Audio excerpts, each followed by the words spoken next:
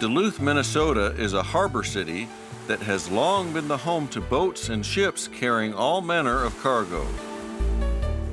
But just as important as the boats are the railroads in the area that move the cargo to them.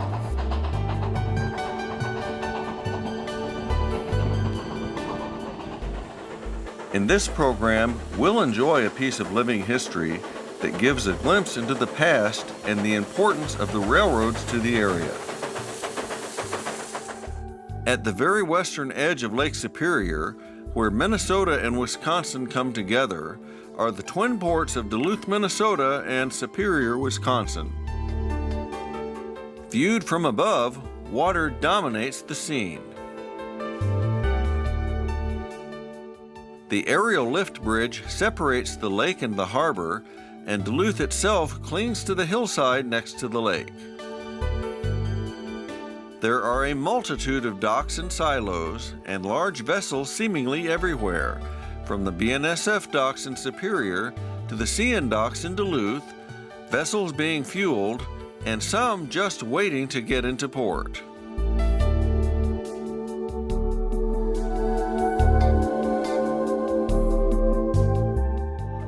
Since the Great Lakes are connected to the St. Lawrence Seaway, the Twin Ports are in fact the westernmost port of the Atlantic Ocean, and one can often see ships from distant lands passing under Duluth's aerial lift bridge.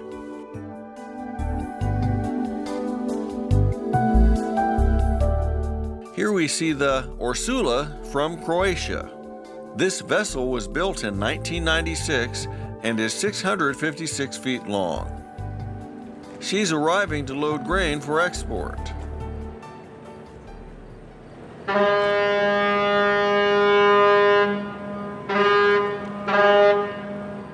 The ship and the bridge exchange horn salutes.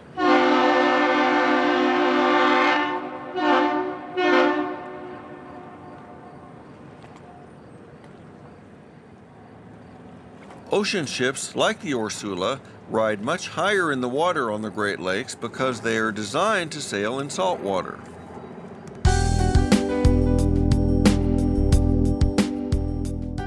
Even though this is for all intents and purposes an ocean port, the area is perhaps best known for its lake boats, such as the Arthur M. Anderson and the ore docks that load them with massive quantities of iron ore. This is only part of the story. Duluth was once dominated by U.S. Steel, at that time the largest company in the world. Located here was the U.S. Steel Duluth Works, which consisted of the steel mill and the nearby Universal Atlas cement plant owned by U.S. Steel. Northeast of Duluth is an area known as the Iron Range, where the iron ore came from these massive open-pit mines. And to keep the mines, docks, steel mill, and cement plant all connected, U.S. Steel had a railroad, the Duluth, Missabe, and Iron Range, which connected the Iron Range to Duluth, as well as nearby Two Harbors and its ore docks. U.S. Steel and its plants are long gone from the area, and the railroad and ore docks are now part of Canadian National, which runs a modern, efficient operation.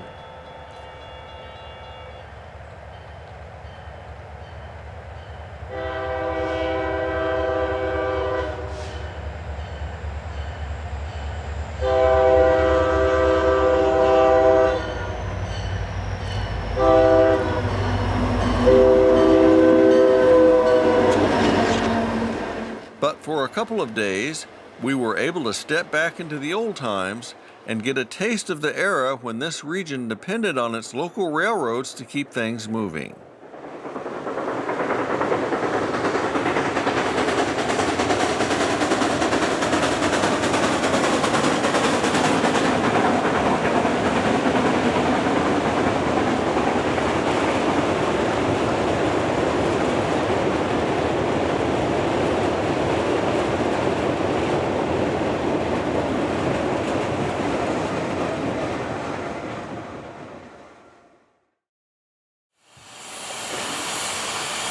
It's September the 6th, 2017, and we're at track level behind Duluth Union Depot, where we see Duluth, Missabe, and Iron Range number 332 being steamed up for an interesting train tomorrow.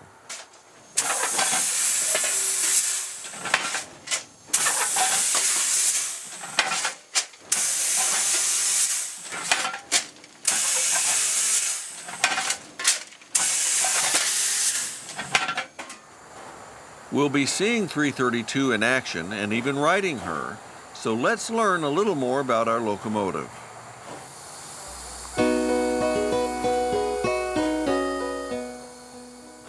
This 280 type steam locomotive was built in 1906 by the American Locomotive Company in Pittsburgh, Pennsylvania for the Duluth, Missabe, and Northern, which primarily transported ore between the Duluth docks and the Iron Range. In 1937, the DM&N merged with the Duluth and Iron Range to form the Duluth, Missabe and Iron Range, and 332 continued working for the new system. In 1955, she was sold to the Duluth and Northeastern and was given the new number of 28. She last ran in regular service in 1965 and was donated to what is now the Lake Superior Railroad Museum in 1974. Duluth Union Depot, built in 1892, is the home for the museum. Inside, occupying the former platform area of the old train station, are a multitude of exhibits showing the progression of rail technology over the years here in the North Country.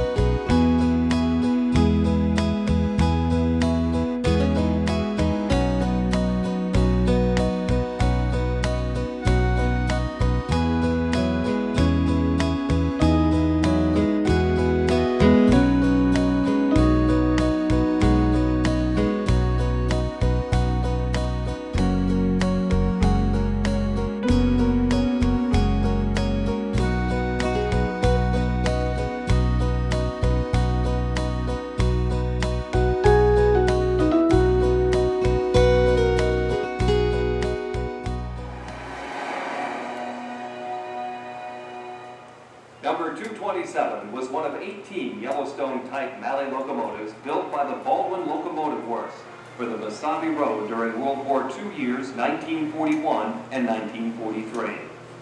During her 20-year operating life, she hauled over 40 million long tons of iron ore from the mines of the Missabe and Vermilion Ranges to the docks at Duluth and Two Harbors. Outside at track level are several operational locomotives that serve as living exhibits. Tomorrow, we'll get to see this living museum at its finest as we step back in time for a few hours.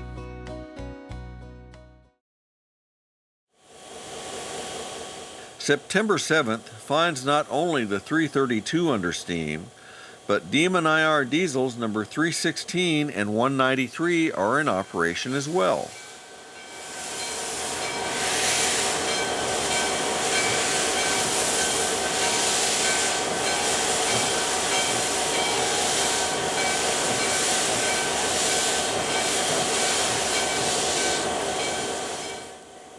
.332 will be pulling DM&IR ore cars, and the two diesels a special DM&IR passenger train.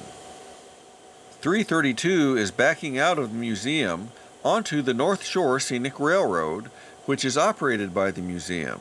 She'll pick up her train, and shortly we'll see something that hasn't been witnessed in decades.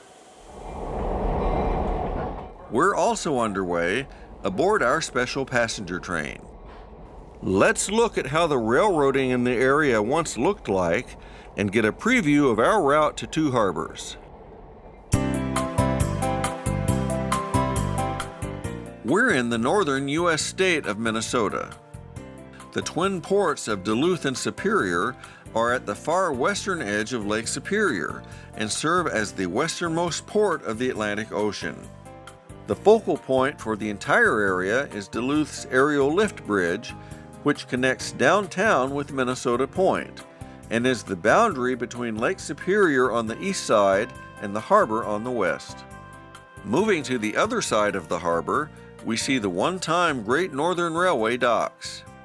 These docks were once a beehive of activity. Docks 1, 2, and 4 still exist, but have long been closed. Dock 3 is gone, only the concrete pad at the front still remains. Now owned by the BNSF Railway, Dock 5 is still in service, loading lake boats with taconite ore pellets from a conveyor. A short distance away are the remains of the Northern Pacific's massive ore dock. It's now part of a marina that says it can store a boat of any size. Moving back towards Duluth, we see St. Louis Bay, which is the outlet of the St. Louis River. This area was once crisscrossed by railroad lines and swing bridges, which are now gone. They include the Great Northern's Interstate Bridge, which also carried automobile traffic, and the Northern Pacific's St. Louis Bay Bridge, which featured 2 swing spans. A short distance up the St. Louis River is the Grassy Point Swing Bridge, the last one in use in the area.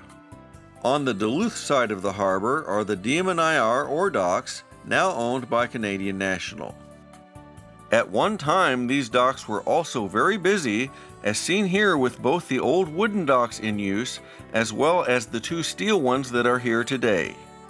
Dock 5 on the left is no longer in use, while Dock 6 loads boats with the conveyor system and the traditional chutes. Moving downtown, we are in the one-time railroad district.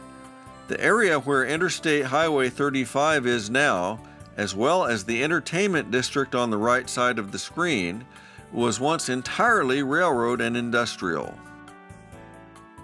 Moving in closer, we are in the station area. On the right, where Interstate 35 is now, was the Omaha Road Station. It was torn down in the early 1960s to make way for the highway. Union Depot is in the center, with the roof of the Lake Superior Railroad Museum covering the tracks. A block away are these high-rise apartments. But until 1972, this was the site of the Soo Line station, Duluth at one time being served by a multitude of passenger trains.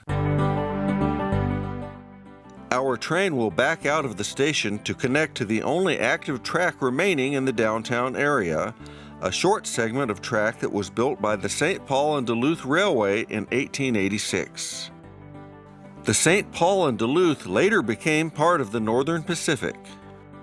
We'll stop at the old Fittger's Brewery, where we'll do some photo run-bys with the lift bridge in the background. Shortly beyond Fittger's, we pass through what was once the town of Indian, although it has long been part of Duluth.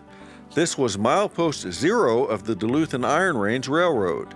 The DM&IR had a station located here. Indian Station was relocated to Canal Park, where it can still be seen today. We're headed toward Two Harbors, roughly 28 miles east of here.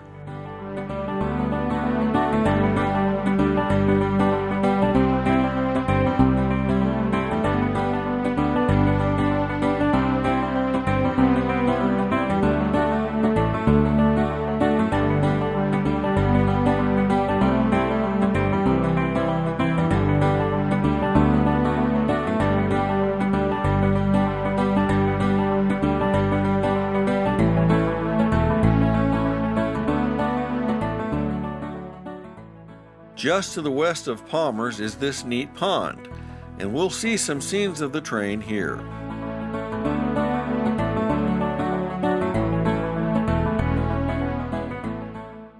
Shortly east of the siding at Palmer's is the bridge over the Little Sucker River.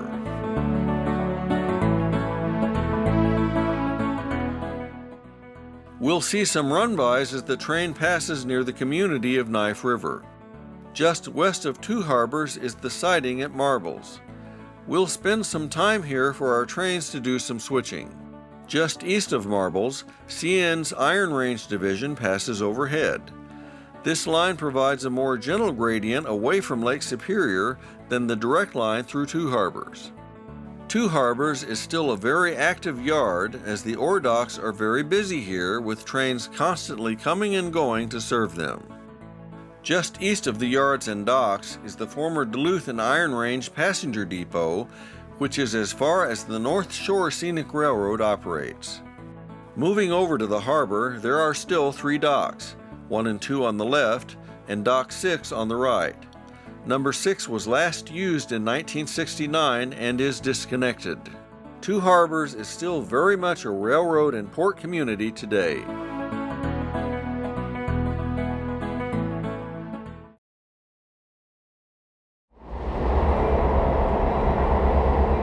We're back in Duluth as our passenger train is starting on its way to Two Harbors.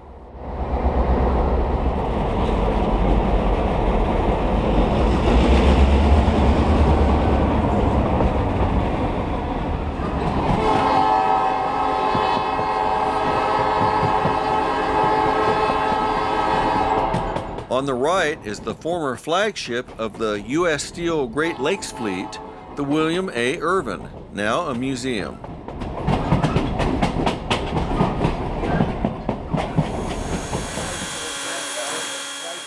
We're a short distance past the Irvin and the Lift Bridge, and the 332 is stopped for the first run-by at the old Fitger's Brewery, now a brew pub, hotel, and restaurant complex.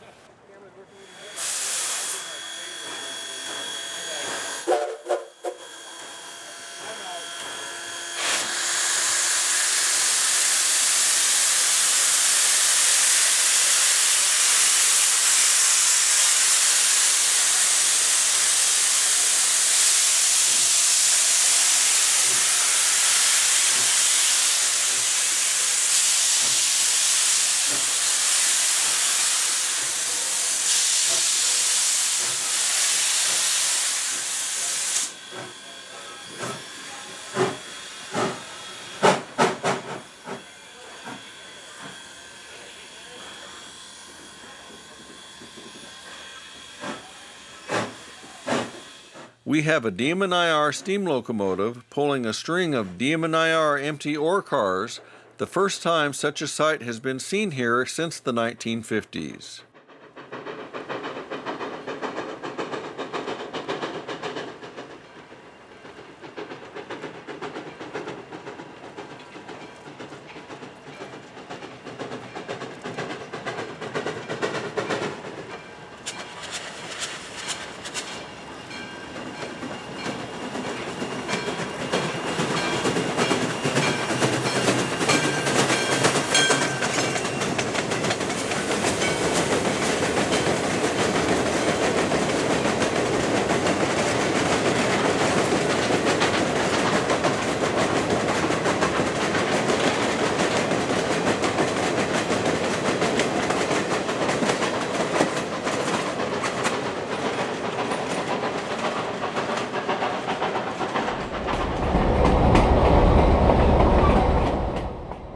There were no further run-bys planned in Duluth, so let's enjoy some of the ride aboard the passenger train as we traverse the one-time main line of the Duluth and Iron Range, also called the Lakefront Line, as we go east out of town.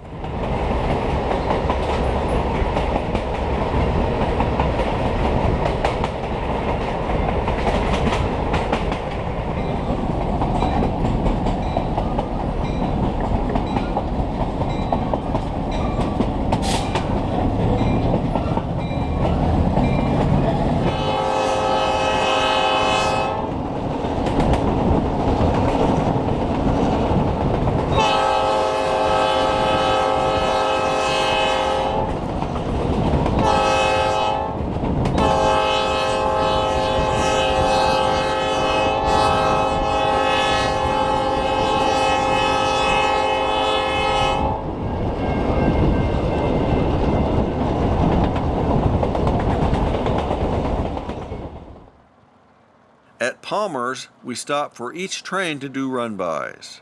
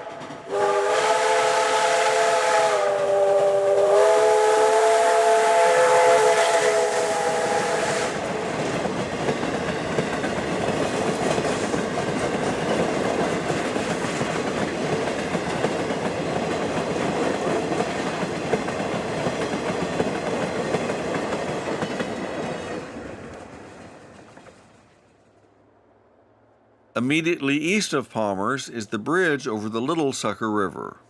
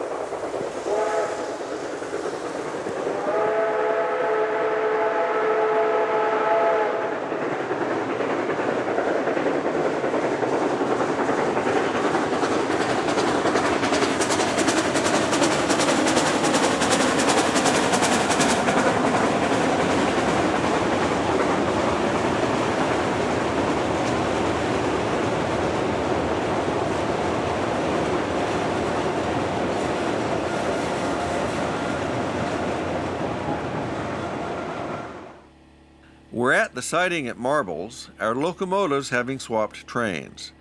The plan was to now do run-bys with the diesels on the ore train. We're on board the passenger train and the steam locomotive is on the front as we travel to Two Harbors where we will turn around.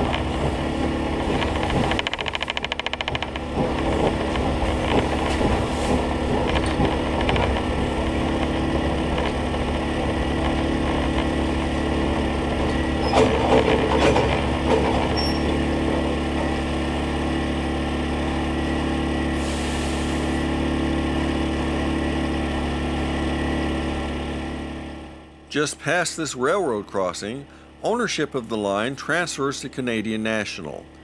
Despite repeated tries, they ignored our request to exercise our trackage rights and go into the depot and turn around.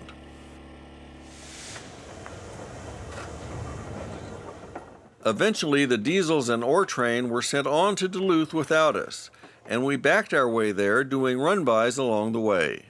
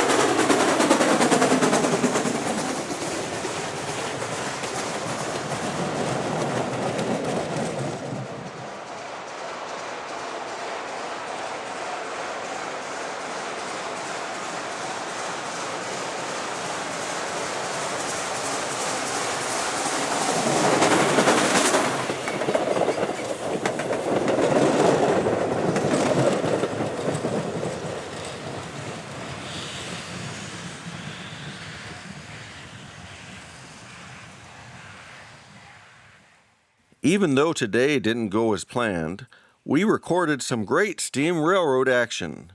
Let's see what tomorrow brings.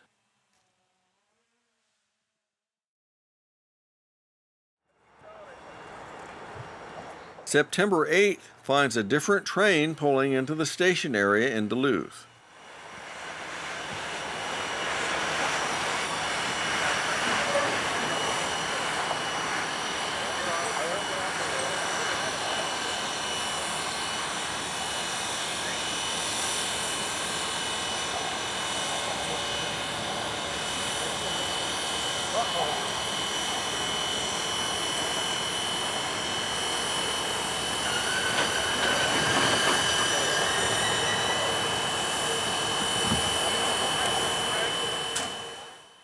And our engine is not DM&IR 332, but Duluth and Northeastern 28.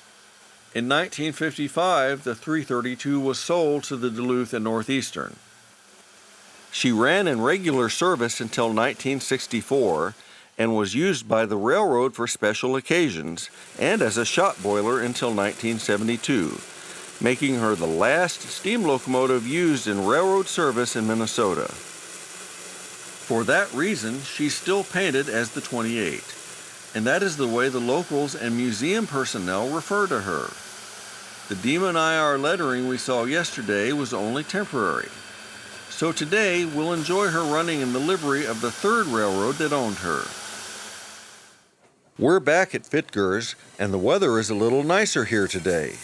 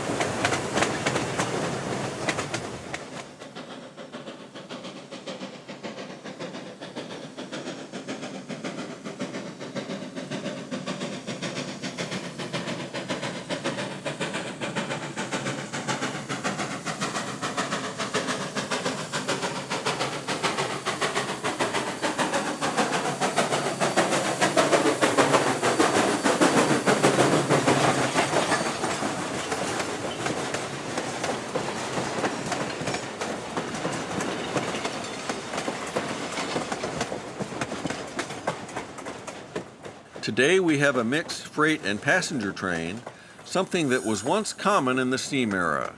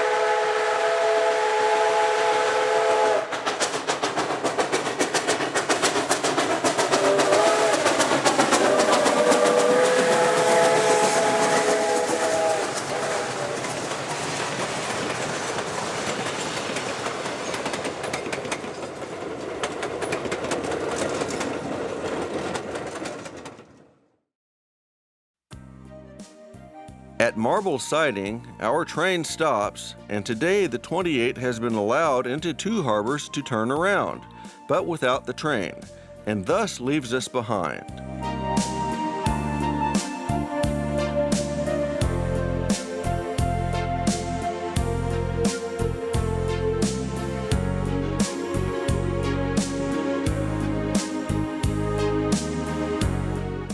Two Harbors is an interesting place, so let's pay a visit and see what's there.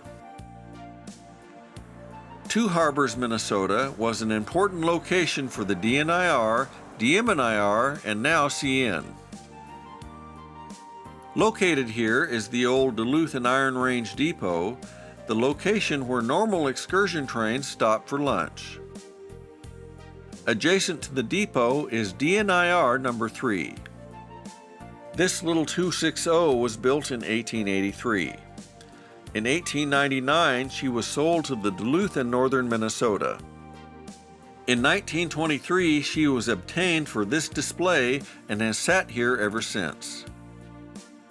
The 1884 era wooden ore car and the 1893 caboose were placed on display here in 1934.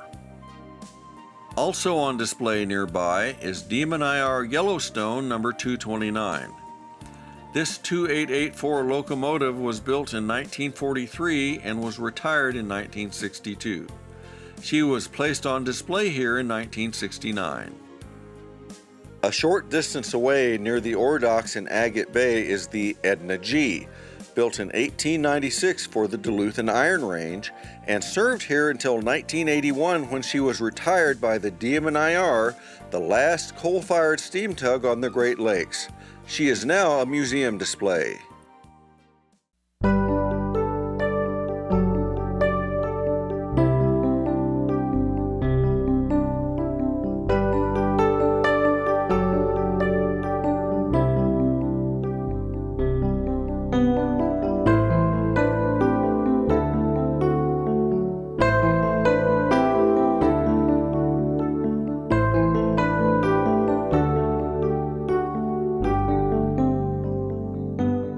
One can still see 3 ore docks in Two Harbors.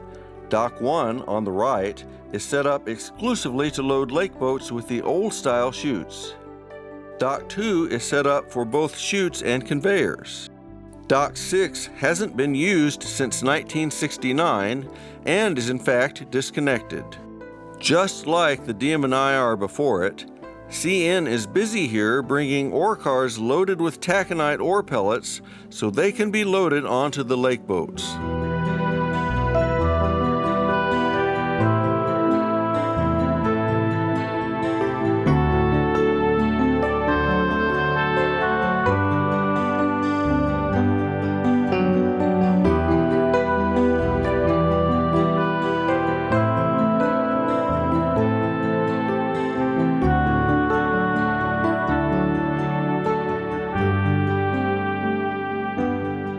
Two Harbors is a busy port with boats coming in daily during the shipping season and sometimes several a day. Arriving here now is the Tim S. Dool, a Canadian-flagged vessel. Built in 1967 as the Cinnaville, she is 730 feet long. Her cargo capacity is 31,045 tons. In 1994, she was renamed the Algoville, and in 2008 she got her current name in honor of the former CEO of Algoma Central. She has 18 hatches and 6 cargo holds, one of which is set up as a tank to transport canola oil.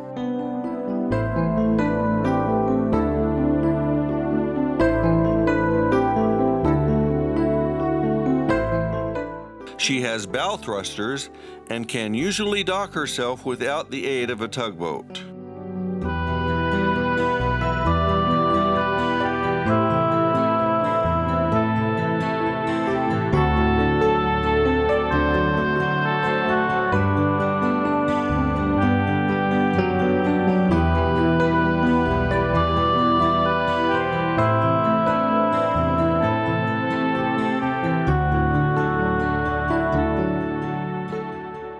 She's pulling into Dock 2, and the deckhands still follow the time-honored practice of being lowered onto the dock to tie up the vessel so it can be loaded. Once loading is complete, the Tim S. Dool will depart Two Harbors for one of the several steel mills along the Great Lakes.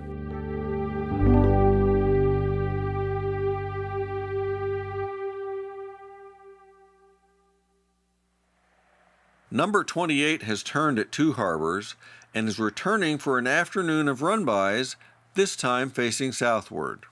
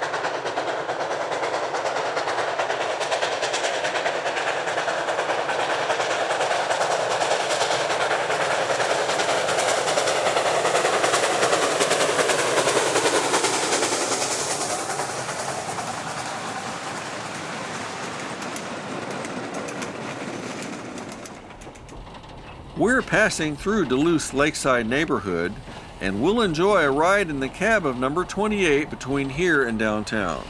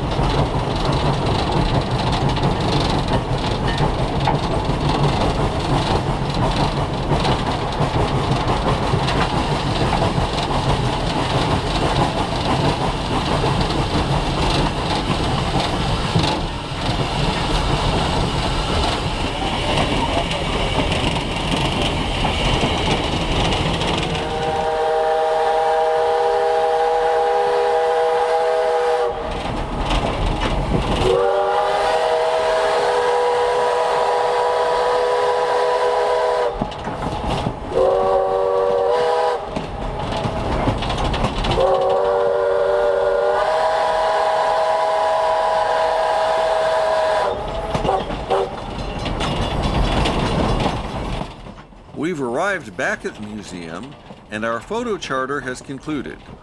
But we're not done with number 28 yet. Next, we'll see how she really earns her living.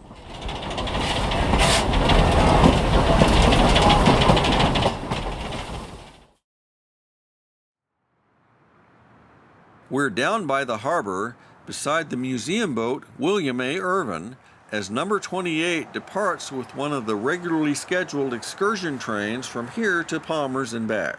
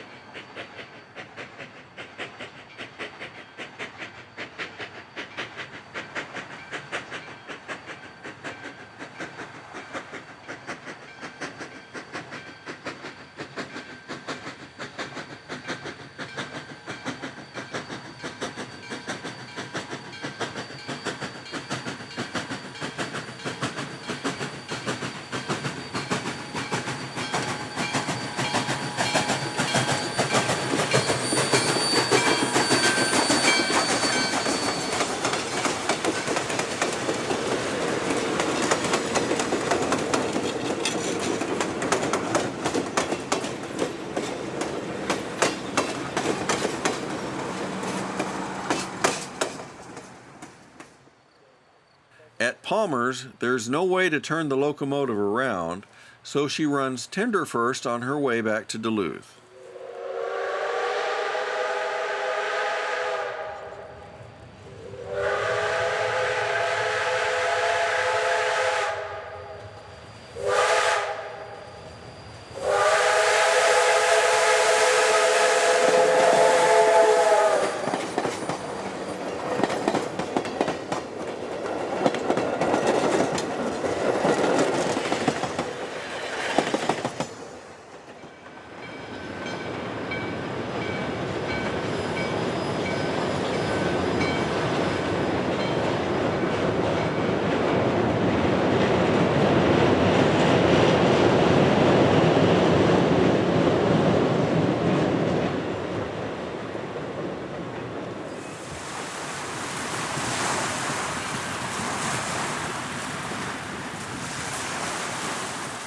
Number 28 is arriving once again in downtown Duluth to wrap up our visit of steam railroading in the North Country. We're not quite done with our visit to Duluth. Even though our glimpse of the area's railroading past lasted only a couple of days, the business of shipping continues around the clock.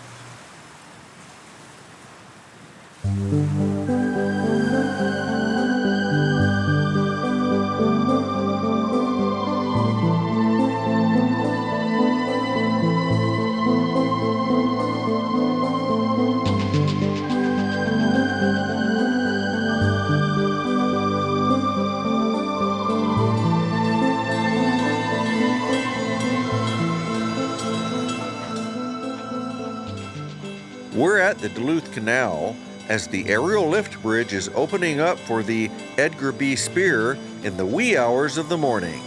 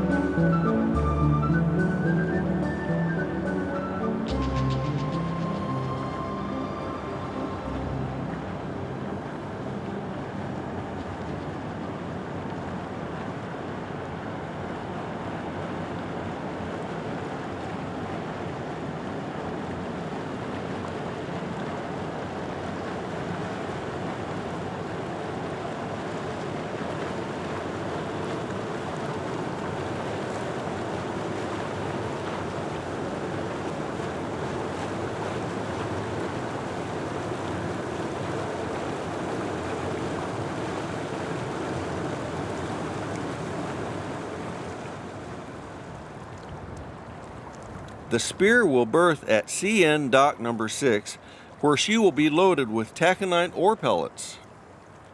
She was built in 1979 and is 1,004 feet long. The Speer has 2 diesel engines generating 19,500 horsepower. She can carry 73,700 tons of cargo. That's a lot of rail cars.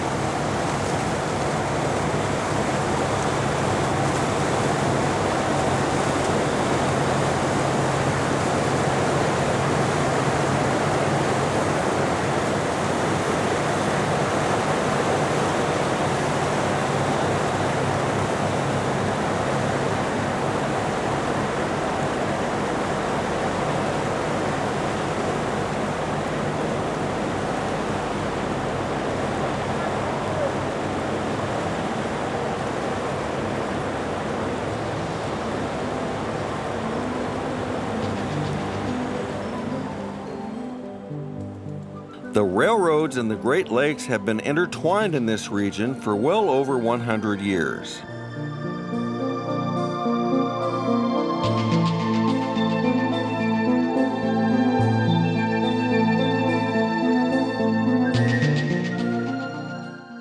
Even though this is primarily a railroad program, it's fitting to close with a scene on the lake. Back in her day, Locomotive 332 carried countless loads of ore to the docks in Duluth and Two Harbors, filling vessels that traveled back and forth across the lakes and helped build a country.